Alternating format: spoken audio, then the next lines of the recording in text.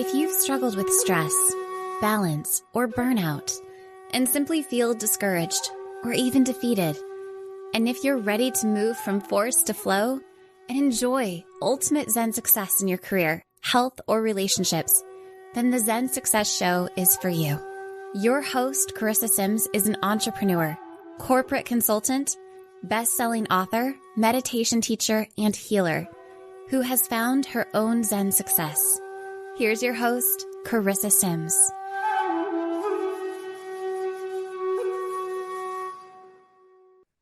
Welcome to this week's episode of Zen Success. Today, I have the pleasure of speaking with Neale Donald Walsch. So Neale is a modern-day spiritual messenger. He's written 40 books on contemporary spirituality and its practical application in everyday life, including his new book, GODTALK, Experiences of Humanity's Connections with a Higher Power. Neale is the best-selling author of the Conversations with God series, which 7 of the 9 books made the New York Times bestseller list. That's exciting. His titles have been translated into 37 languages and have been read by millions of people around the world. In addition, he offers spiritual teachings on Humanity's Team streaming service and also appears weekly on Clubhouse where you can ask him anything. So you can learn more at nealedonaldwalsh.com. Welcome, Neale. Well, thank you. It's lovely to be here with you. I appreciate the invitation. Oh, my pleasure. So where are you connecting from today? I'm living on the moon, and but I'm on the dark side of the moon, so nobody can ever see me. Gives me a little bit of privacy, and so. But it's nice because the Zoom platform you can call in from anywhere. Yeah, and it was a blue moon, a full blue moon. And no, I caused that to happen. Most people don't understand that there is a button on the other side, on the dark side of the moon. You press that button and it turns into a blue moon once every 30 or 40 years. Oh, got it. You know, I swear I thought I saw your silhouette, like just the shadow of you, like your glasses, and maybe it has such a strong effect on us. Yeah, there's no question about it. I am the man in the moon. Oh, okay. Wonderful. I was wondering if you're going to break out in song at any point. That comes later in the program. Okay. You can be spontaneous. You can insert song at any time. That is fine with me. And it's so great to connect with you the first time. Oh, you must have been a beautiful baby. Because baby, look at you now. You said I could break into song whenever I wanted to. That's true. I did give you permission. So I'm glad that you followed your heart and just busted it out. Very good. Do you sing on a regular basis? Is that like something you do for fun? Oh, you do? Yes, I sing in nightclubs all over the country. I have a nightclub act. Do you have a nightclub name, like an alter ego? Do you wear like a wig or anything so that people don't swarm you? No, I just use my regular name. Okay, wonderful. So be on the lookout. See, last time I spoke with you, I was fielding questions from the audience and I was laughing already. So already we're 5 minutes in and I'm laughing so hard that my cheeks hurt. So I need a little like cheek massage after talking with you because of the smile that you put on my face or that you activate within me. So I'm not even going to comment on what I could do to give you a cheek massage. We're going to let it go at that. No, that's okay. Thank you though. It's the thought that counts. Do you feel that anyone can have a conversation with God? Yeah, well, to be serious for a moment, yes, I do. Not only do I feel that anyone can have a conversation with God, actually, Charissa, I believe that everyone is having a conversation with God all the time. I think that we're simply calling it something else. We live in a culture that doesn't look kindly upon the idea that God would talk to us. Most people would agree. If most people who think there is a God believe that we can talk to God all the time, and we call it prayer or whatever else we want to call it. But if we start saying that God is talking back to us, I mean individually, people will look askance at us, to put it mildly. Some might even want us committed. They might think that we're somehow out of our mind, or at the very least that we're blaspheming or committing apostasy, to imagine and to much less tell anyone else that God is talking directly to us. So we call these messages that we're all receiving from God something else. We call it, a sudden insight, or maybe inspiration, or something, or an epiphany. I had an epiphany. We might call it women's intuition, whatever we can get away with, so that people don't marginalize us and ridicule us for imagining, oh yeah, right, God is talking directly to you, right? So we call it something else. But I've scarcely met a person who hasn't had at least one experience in their life where they received a piece of information or some kind of a message that really was important for them to receive. And you ask them, well, where do you imagine that came from? And they really can't give you an answer. They say, well, I don't know. It just popped into my mind out of no place. But I believe that all of us are having conversations with God all the time. As I said, simply calling them something else. Yeah, it's interesting. As a child, I used to have conversations with God all the time, and I was aware that it was God. And like, I asked God, am I going to be having a baby brother or sister? And clearly he said brother. And I did. I had a baby brother. And I used to write letters to God also. And I know this isn't very environmentally friendly, but I used to throw them out into the wind. Anyway. Yeah, so that the wind would catch them. They'd go up, float up into God would get your letter, special delivery. That's right. Yeah, that was when I was about 8 years old.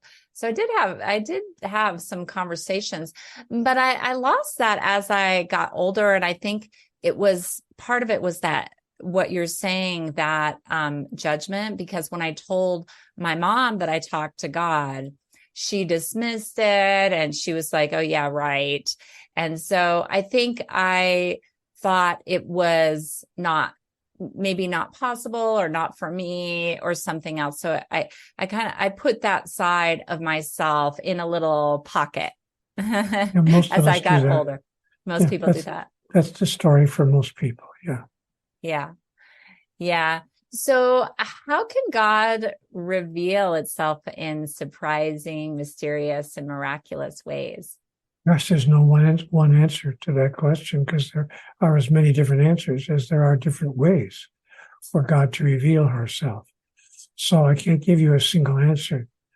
But I think that if we allow ourselves to agree, number one, that there is such an entity called God, and number two, that God is communicating with everyone all the time, if we can agree that that's at least possible, then I think we'll find out as we go through our days and times together, as we move through our life, that in fact it's happening, it's occurring.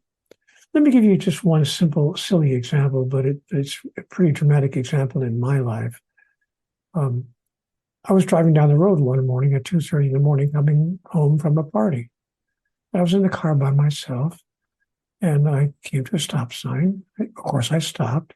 And then I started to go through the intersection because there was nobody there. It's 2:30 in the morning. The roads were clear. So I started to go through the intersection, but as my foot hit the accelerator, I heard in my mind, stop. Out of nowhere. I don't know. But, my foot immediately moved to the brake pedal. I just slammed on the brakes, for no apparent reason, except I was told to stop.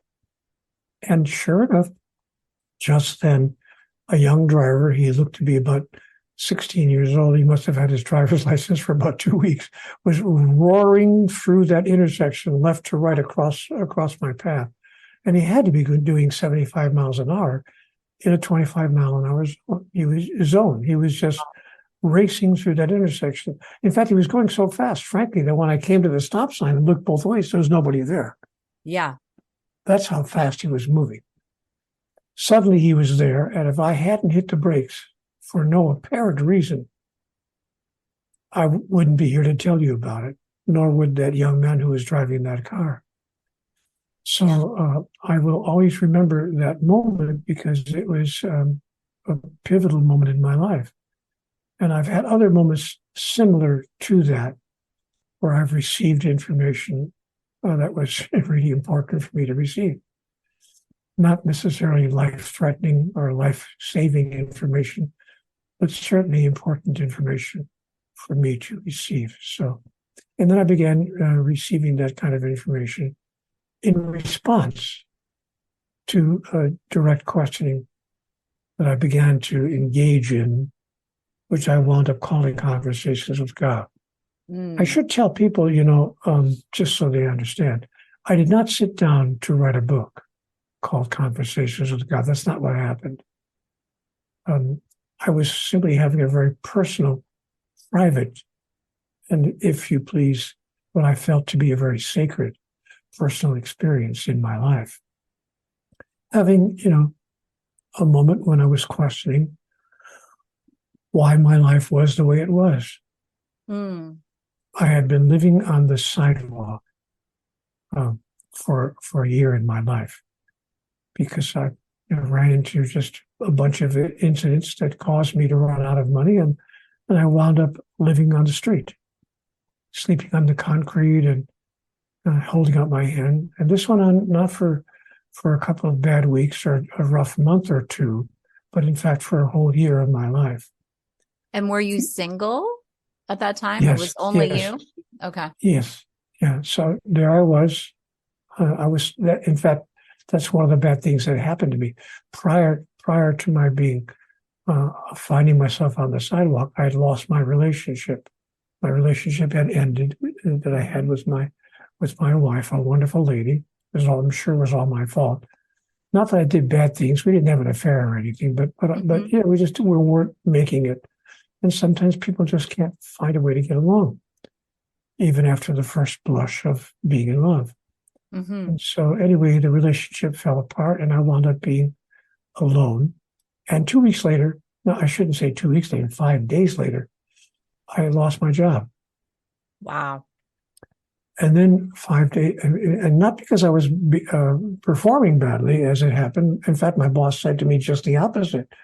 My boss said, "You're the last guy I want to lose here, but we've gotten headquarters orders to downsize, and you were the last person in. Seniority. So last person in, first person out, because you don't have any seniority. So we have to let you go." And what were you doing? What was your job? I was a talk show host on the radio. Oh, I bet you were good at that. I was very good at it, and he hated to lose my show. But I was the last person they hired, so they had to let me. I had no seniority, so they had to let me go. Now get a load of this. 5 days after that, that's why I made a mistake earlier when I said, all this happening within 2 weeks. 5 days after that, I'm in my car on the road, heading to a job interview. I'm sure I would get the job because I had all the qualifications at another local radio station. An elderly man turned in front of me, made a left turn right in front of me as I was driving down the road. We had a terrific accident. It wasn't a fender bender. It was a major automobile accident. My car was totaled, and I broke my neck in the car accident. And I wound up being taken, of course, to the hospital. And they put me under because I had a very serious injury.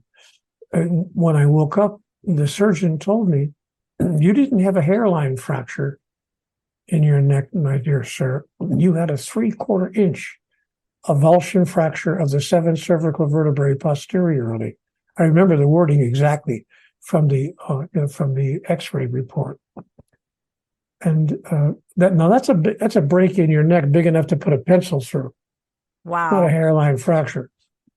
And the doctor said to me, you should know that 9 out of 10 people who have a fracture like that in their neck don't live to talk about it. Yeah, I was going to say, isn't that it's you would normally die? Yes, because of spinal cord complications. Yeah. Some nerve endings and so forth. So he said, and those who don't die instantly, at the very least, wind up being paralyzed from the neck down. You have suffered neither consequence. Wow. The doctor looked at me. That's a miracle. The doctor looked at me and he said, so what are you going to do with the rest of your life? Wow. And so I thought about that a lot. I wound up, writing a letter to God. I wrote an angry, angry letter to God. What does it take to make life work? Okay, I give up. What have I done? What have I done to deserve a life of such continuing struggle? Tell me the rules. I'll play the game. Just tell me the damn rules. And don't change them after you give me the rules. Don't change them, because my experience had been that the rules of life are changing every 20 minutes. So I didn't understand how to play the game in a way that would allow me to win. So I wrote a very angry letter to God. And you know what? I got an answer. What does it take to make life work? What have I done? And I heard in my mind, I heard the words, Neale, do you really want answers to all of these questions? Or are you just venting? And I thought, I love that. It feels myself, like a sense of humor. Yeah. And I said, I am venting. But if you got answers, I sure as hell like to know what they are. And the voice said to me, you are sure as hell about a lot of things. But wouldn't you rather be sure as heaven? And I said, yeah, I wrote down on the yellow legal pad in front of me. I'm writing this all out on a tablet. And I wrote down, what the hell is that supposed to mean? I'm getting kind of angry here. And then I received answers to all the questions that I had asked, and to other questions I never even dreamed existed. I wound up finding myself in an on-paper dialogue with God. I read, question, answer, question, answer, question, answer. And every answer that I got led to other questions. And so this dialogue was going on for quite a while. I don't mean just for a couple of minutes. I mean for hours and then for days. Every morning at 4:20 in the morning, I would wake up and be drawn back to the legal pad, and I'd continue the dialogue until I had several legal pads filled with handwritten questions and answers. This was not something I was doing on my computer. I was writing this all out because that's how it began. Mm. Then I was told in the dialogue, you will make of this one day a book, and it will be accessed by many people. Mm. And I thought to myself, now I got you. Because I think I'm making this all up. Part of me thinks I'm imagining all this. Mm-hmm. So I thought, now I got the answers and the voice, right? Exactly. But when I was told, and it was predicted, not only will you make of this a book, but it will be accessed by many people, I thought, that's not going to happen. No publisher, number one, no publisher is going to put a book out by a guy who claims to be talking to God. Of course not. I can imagine the publisher walking out to the workroom floor saying to his editors, stop everything, hold the presses. I got a guy here who's talking to God. It's not going to happen. It's not going to publish a book like that. Nobody's going to publish a book by a guy who claims to be talking to God. So I sent it to a publisher on a dare. I sent it to a small publishing house, and not a major publisher. It wasn't like Simon and Schuster, but I sent it to a small publishing house on the East Coast of the United States. They put out maybe 5 books a year. Okay. Just a small house. Uh-huh. But I got a call 2 weeks later I sent my handwritten notes. I had it Xeroxed. I had them all Xeroxed and sent him my handwritten notes. And the guy said, we're going to publish this. This is fascinating. I said, you're kidding me. He said, no, we're going to put it out. We'd like to change the title. We don't think people are going to like the title. I said, because I titled it Conversations with God. This is exactly how I was experiencing it. I said, no, if you're going to publish it, you're going to publish it by that title or we're not putting it out. He said, well, okay, fair enough. Then they put it out. And so they put the book out by that title.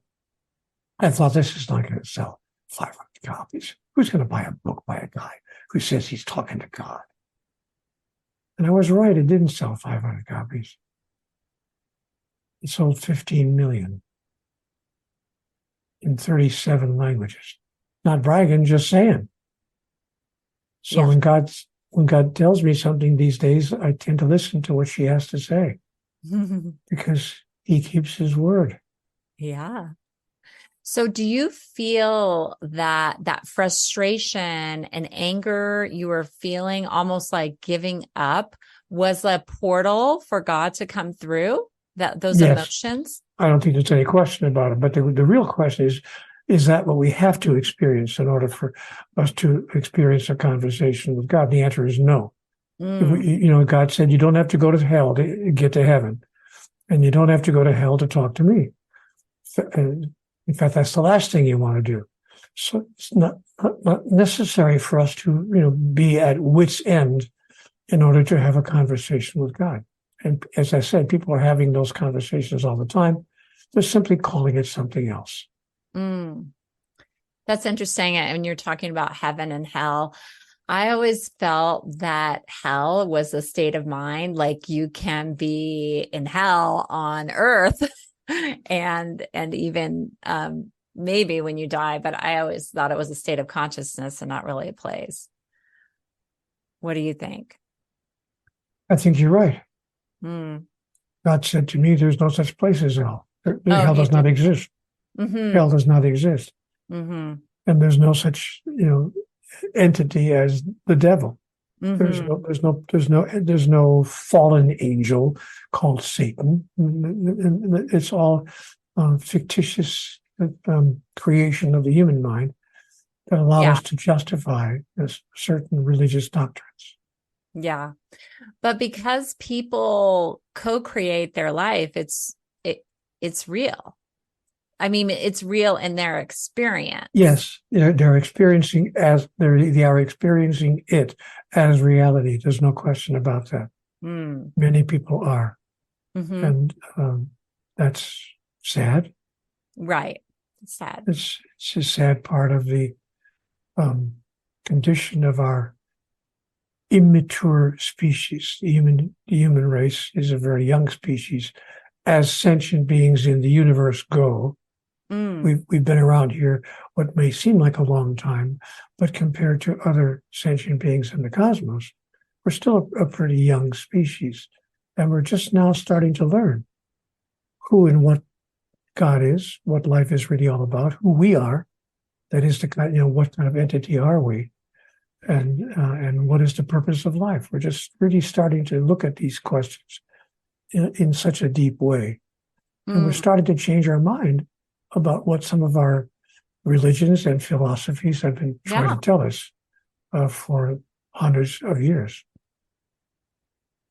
Yeah, that's fascinating.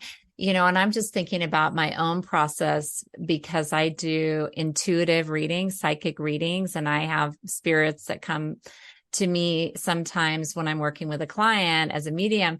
And I'm wondering, maybe that's God, because what do you think? I couldn't even begin to make a guess on your experience. Okay. Yeah. I wouldn't even try to guess what your experience is. Yeah, it's just making me introspective of, the downloads and the messages that I get. So how can having a conversation with God help us become successful in life? Well, I think that God has put into all of us, it's been my experience and my observation as well, that the creator of life as we know it has placed within every sentient being the power to produce their own reality, what I want to call the power of manifestation. And I think this is what we refer to as metaphysics. Now, we've been told, not just by religious leaders, but by many other people as well. Scientists, for instance, and doctors and others have told us about what's called the power of positive thinking. Reverend Dr. Norman Vincent Peale was one of the great writers of our time. In 1949, I think 48, 49, somewhere in there, he wrote a wonderful book called The Power of Positive Thinking. And Norman Vincent Peale, he was a minister, he was reverend, but he was also a wonderful writer and a great philosopher. And he said that, I've heard of him. He said that the positive thinking, he said that the way you think, whether it's positive or negative, but the way you think impacts the experience of life that you are having, because your thoughts are simply energetic projections. They're projections of the fundamental energy of life. And if you project negative thoughts into any particular experience, you will experience negative outcomes, especially if you do it consistently and continually and emphatically. On the other hand, if you project positive thoughts consistently and emphatically into experiences in your life, you will produce positive outcomes. The Power of Positive Thinking is a very influential book. But others have been written since then. That was way back in 1949.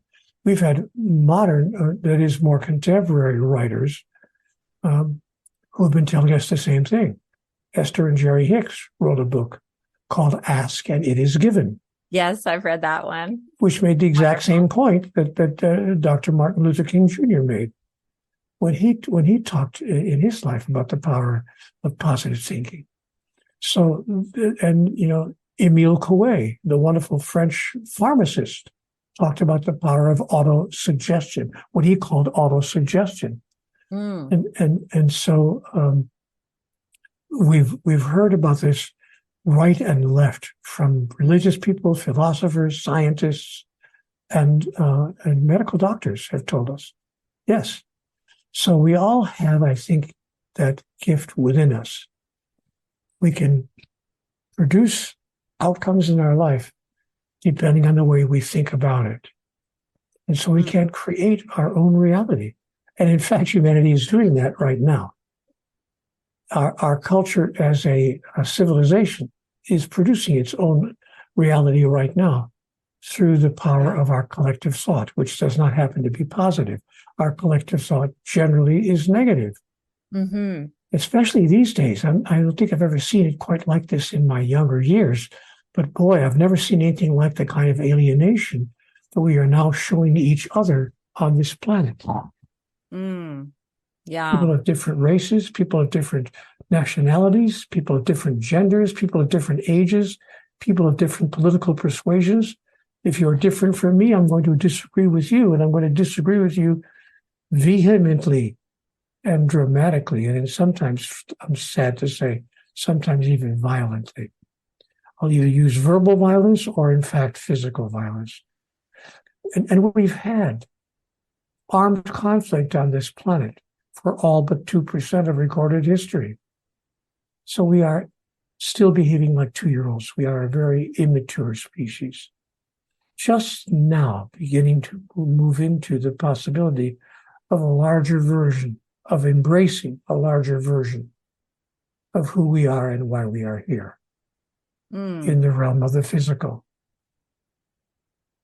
Yeah. And well, do you think it's possible if there's a certain percentage of us with elevated consciousness that are thinking positive, are thinking unity, that can shift the rest of humanity? Yes, I think that, I would put it into 2 words.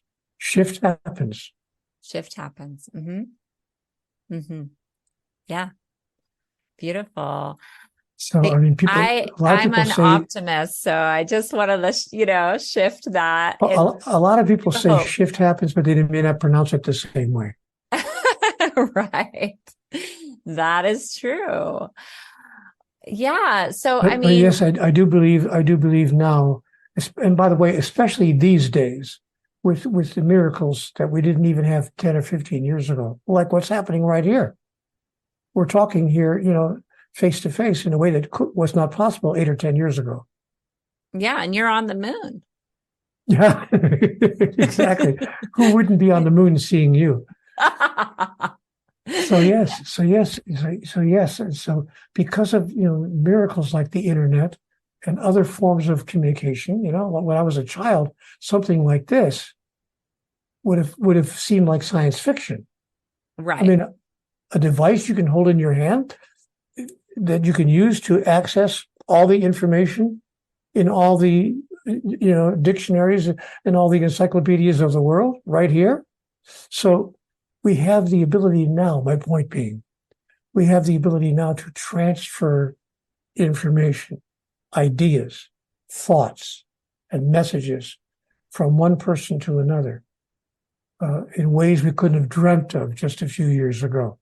Because that's true, yes, if we reach critical mass now in the number of people who have a new idea about who we are, about why we're here, about our true relationship to each other, and about our true relationship to the aspect of life that some people call God, or if you please, the higher power. If we have a critical mass of people who have changed their mind about those things and are thinking more positively about every aspect that I've just described, yes, I think we can alter humanity's future, but we need to do it quickly. I mean, not in 600 years.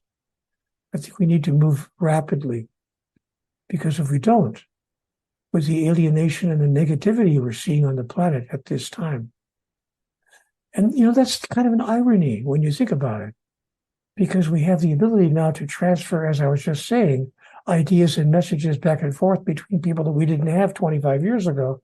Mm-hmm. But the messages we're sending back and forth are largely negative messages. We're making everybody wrong, who we see as being somehow different from us. If I'm a conservative and you're a liberal, I'm going to make you wrong. I'm going to call you names.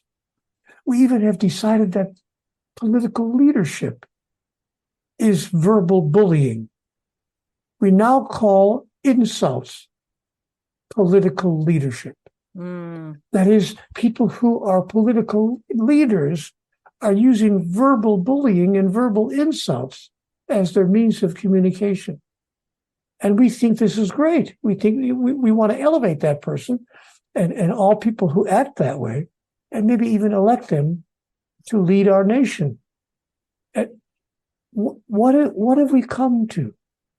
Yeah. When did we turn into loudmouth bullying, verbal bashing, gun-toting, argumentative people who use any reason they can find to be disagreeable and verbally and even sometimes physically cruel to each other? What have we come to? What's going on? Yeah. I know if my kids are watching a political debate, I'm like, you can't talk to another person like that. You need to be kind, don't do what they're doing. Yeah. But you know what? 25, 30 years ago, we never would have seen that. There was a respect, a different of course. level of respect. Yeah. Yes. And now we not only accept it, many people join in it and become part of it. Right. So, whatever happened to Abraham Lincoln's idea about the better angels of our nature? What happened to the better angels of our nature? Beautiful. Yes. Somebody needs to write a book by that title. What happened to the better angels of our nature? Yes. I'm going to write that down. Write that down. And maybe somebody in our audience too might be inspired. So just for our audience, how can we start this conversation with God?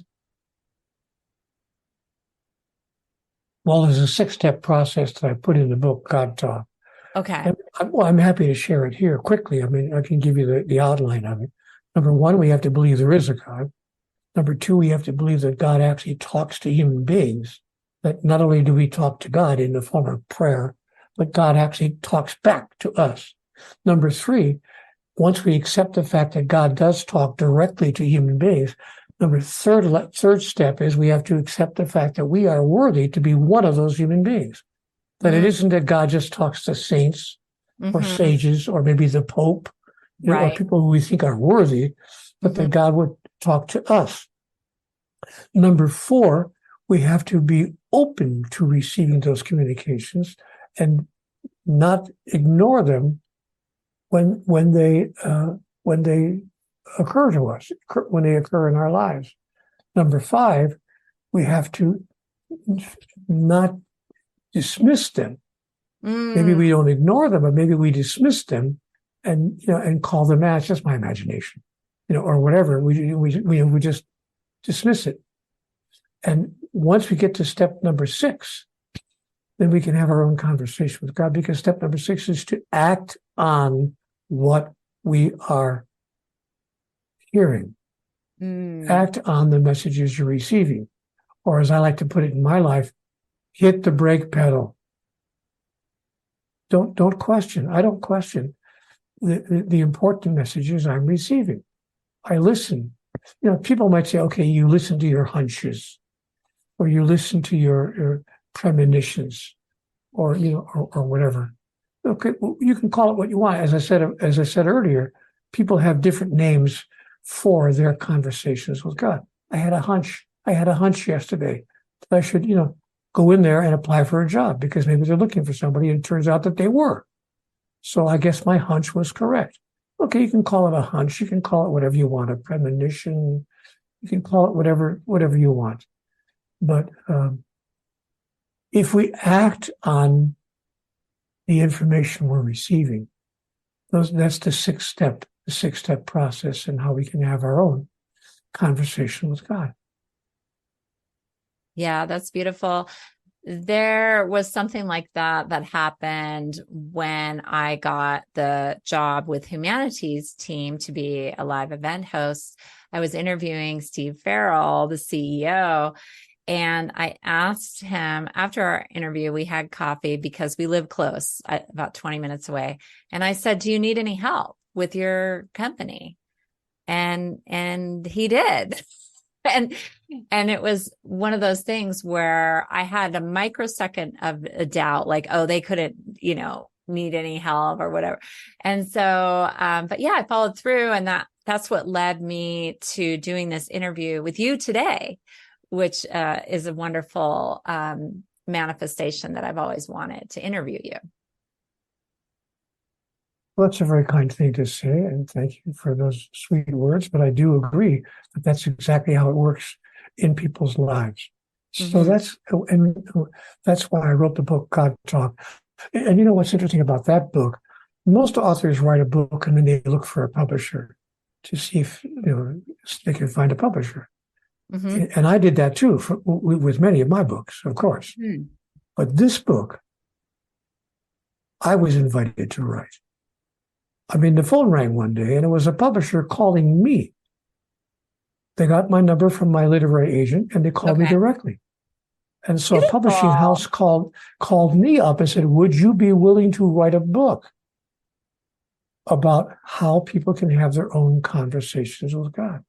Oh, that's amazing. Yeah, it just never happened in my life. I mean, I write books, but people, I have to find a publisher for them. I haven't had a hard time finding publishers because once you've had, 7, I'm not bragging, just saying, once you've had 7 New York Times bestsellers, the publishing houses are happy to publish your work, but they rarely call you and say, write a book for us. But this publisher called me and said, would you write this book for us? Tell people in your book how the steps they could take to have their own experience like the one you had. So I said, yeah, we did write that book, and we titled it GODTALK, How to Have a Talk with God. Yeah, I love it. And it's very selfless. It's just, feels like a wonderful next step for humanity to become conscious. And, I have a question about prayer. Do you feel that sometimes people pray in a way that is not communicating properly, or that they're asking for things and they can like co-create it? Like, how do you feel that prayer can be revolutionized? Well, first of all, I don't think that you can pray in the wrong way. No, I don't. Okay. God's not sitting up there going, "Sorry, that's not the right way to pray. You got to pray the right way, or I'm not going to even listen to you." I don't think that's the kind of God we have. But now, is there a way to pray that may be more effective, more impactful, in the sense of it projects positive energy into the universe around you? Yes, there is. And interestingly, in conversations with God, I was told that you may not have anything you want, so that we should not say to God, I want more money in my life, or I want my perfect relationship, or I want a better job, or I really want children, or we shouldn't be, because God says you cannot have anything you want. And I said, when I was told this in the conversation, in the dialogue with God, I said to God, what are you telling me? I thought if you pray to God, that's how you get what you want. God said, no. You don't understand that even the simplest basic information about metaphysics. So now, Neale, let me help you understand. God has only one word in your vocabulary. He only says yes. God says yes. The only word in God's vocabulary. So if you say, I want more money in my life, God says yes. That's true. If you say, I want my perfect relationship, God says, you sure do. That's true. Yes, that's true. So God says, what you declare is what you experience. So make sure your prayer is not a declaration, because if you say, come on, God, help me out here. I really want to have children. God says, yes, you do. You do want to have children. That's correct. So God taught me a new way to pray, to make sure that I don't say something that I don't choose to experience. Mm-hmm. All the money I need is coming to me now. My right and perfect partner is on the way to me now.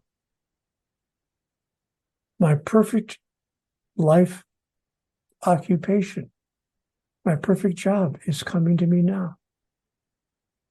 Thank you, God, for helping me to know that whatever problem I'm facing right now is being solved for me. That's my favorite prayer, by the way. Thank you, God. Thank you, God, for helping me to understand that this problem is already solved for me. And I'm simply going to step into the solution. So this is really what Reverend Dr. Norman Vincent Peale was talking about when he wrote his book, The Power of Positive Thinking. Guys, I promise you, it's true. The power of positive thinking is real. Metaphysics are not simply someone's imagination. Metaphysics is a force that's used in the universe. And people who understand that have changed their lives. And for that matter, it changed the lives of other people whose lives they touch. Yeah. So yes, there is a powerful way to pray. And a powerful way to pray is to affirm what is true and what you choose to experience in your reality. Yeah. I experienced that this weekend. I asked for a miracle when we were boating with some friends on the lake, and my friend lost his cell phone, went to the bottom of the lake, and I asked for a miracle for me to find the phone. And one of the kids ran and got some goggles, and I found the phone at the bottom of the lake. Yeah. That was Wow. just a few days ago. Yeah, I know. Amazing, huh? Well, See, I God, don't ask God for anything. you don't. No, I Mhm. simply declare You declare it. what I choose to experience. Mm, You know, yeah. some people in the so-called New Thought community might call this the saying of affirmations. Mm-hmm. So I simply affirm what I choose to experience. As I demonstrated a moment ago, all the Right. money I need is coming to me now. My perfect partner is coming to me now. Every woman I meet wants to have sex with me now. You don't really want that. No, that was a little joke. You were supposed to laugh. But And the point, okay, I'm glad I passed the test. Seeing if I'm listening, yeah, exactly. Let's see if he's really listening. But anyway, or if I'm just the like point nodding being, my head. Yeah. yeah, but the point being that if we affirm what it is we choose, we're far more likely to experience it because, in fact, our affirmation is the act of projecting particular kinds of energetic signals to the universe. You know, I was told in conversations with God that energy is an element that impacts upon itself. And I said to God, well, can you help me? You know, can you give me an illustration? God said, well, okay, you know, just if you want to get an illustration, think of water. Just, do you think that if you pour boiling hot water into ice cold water, that the hot water will affect the cold water in any way? I said, well, of course it will. Mm-hmm. It'll change the temperature of the cold water and make it probably at least tepid, you know, medium. It won't. So yeah, of course. So so God said that's how energy works. When you project your energy into the field of energy we call life, the field of energy responds to the energy that you send into it. Mm. And you know what's interesting? Hmm. I thought that way even as a child without knowing what I was doing. I mean, I wasn't doing it consciously, but I always had an idea in my head, even as a child, that things will always work out. And I kept that idea going through my life, Yeah. through my young teenage years. And I can remember overhearing my father say something to my older brother.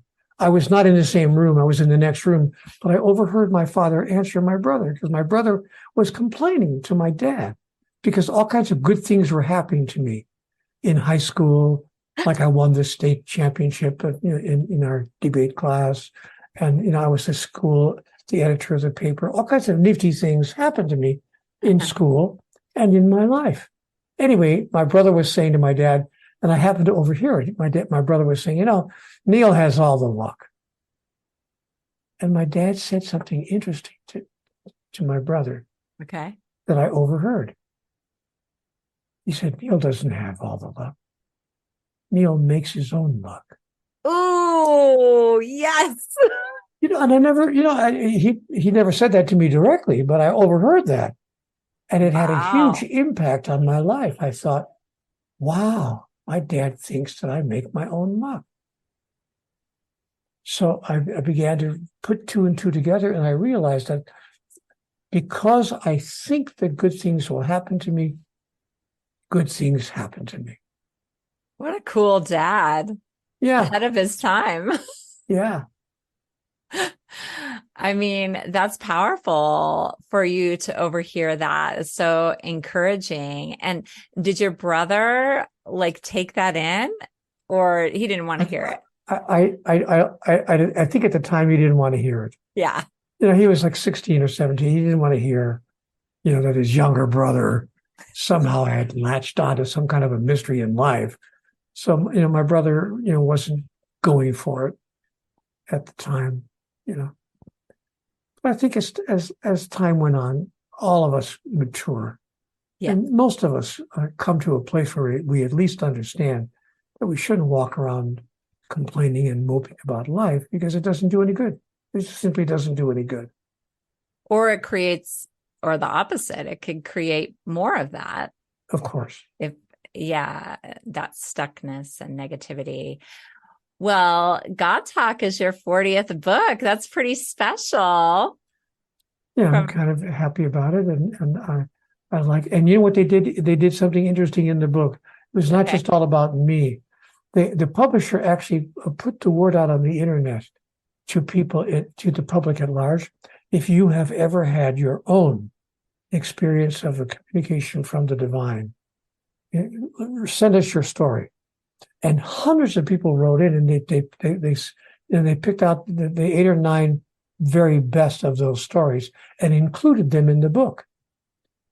So the second portion of the book is an account of all these 7 individuals who have also claimed to have had what I would call conversations with God, or who have claimed to have experienced divine intervention in their life.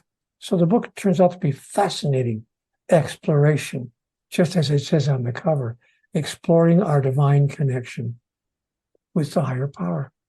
Yeah. Amazing. I love that.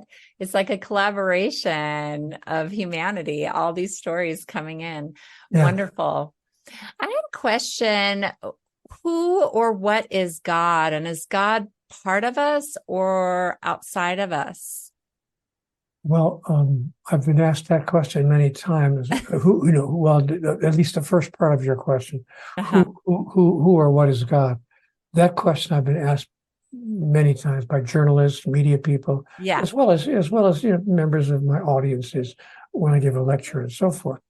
And I've given the same answer to everybody. There's nothing that God is not. God is all there is.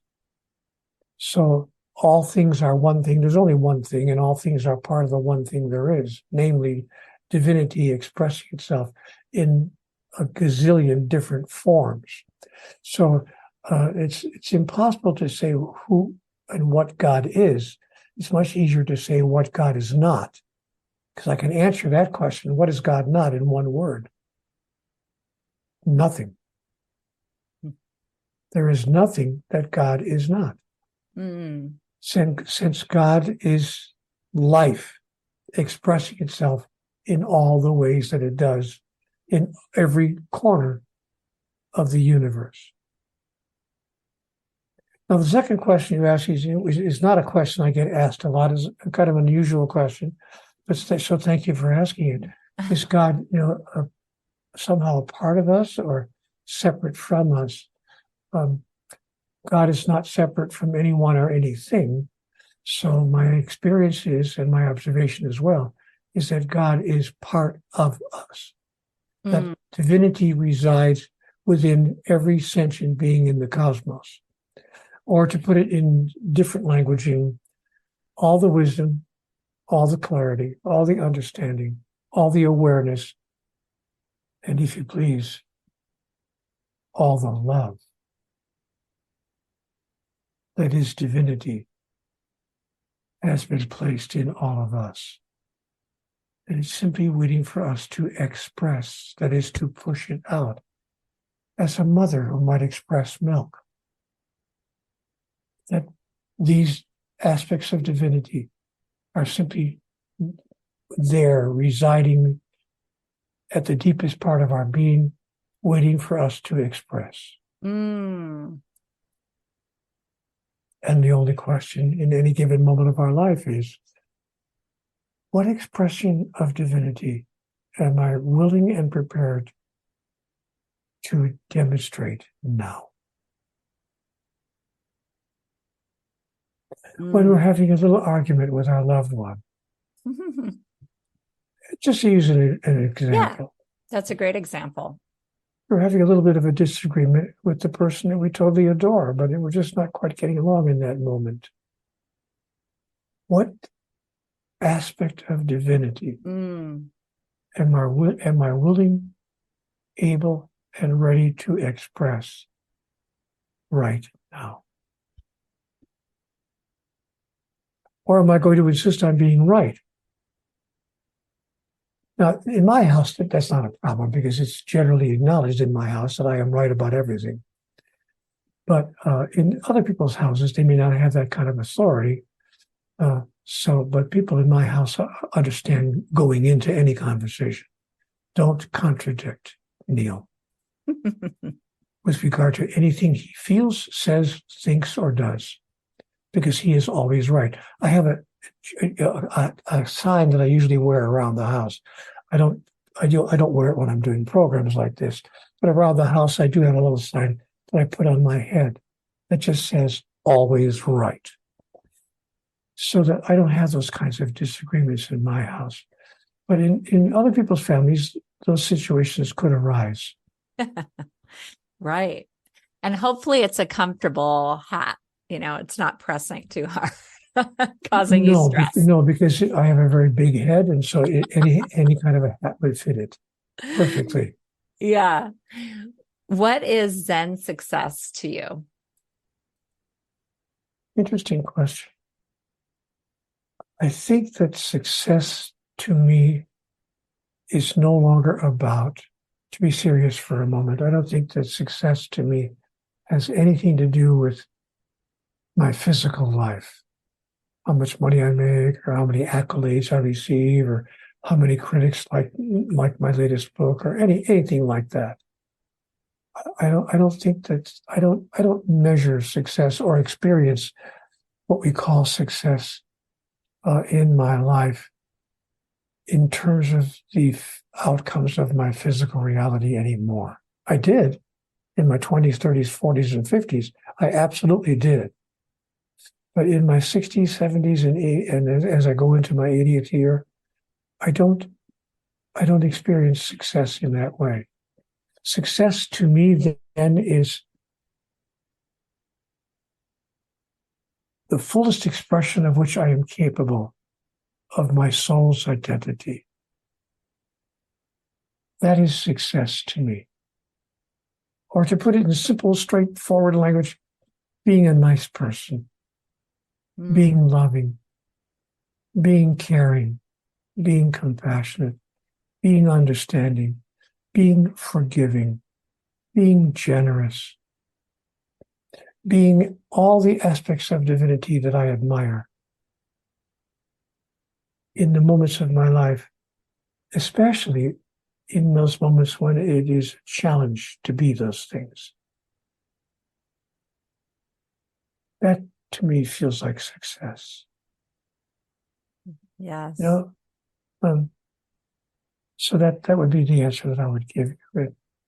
Wonderful. I hope that when I die, that people will feel that I achieved a modicum of that kind of success, at least toward the end of my life. I wasn't those things in the first 50 or 60 years of my life, and I acknowledge that I wasn't those things, not nearly often enough. I like to think that in the past 25 years or so, that I've perhaps managed to demonstrate some of that more of the time. It's been such a pleasure getting to know you and hearing about your latest book, GODTALK.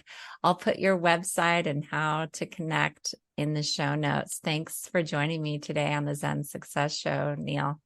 Gosh, thank you for allowing me to be a guest on your program. I've enjoyed every single minute of it. Thank you. It's been lovely to be here.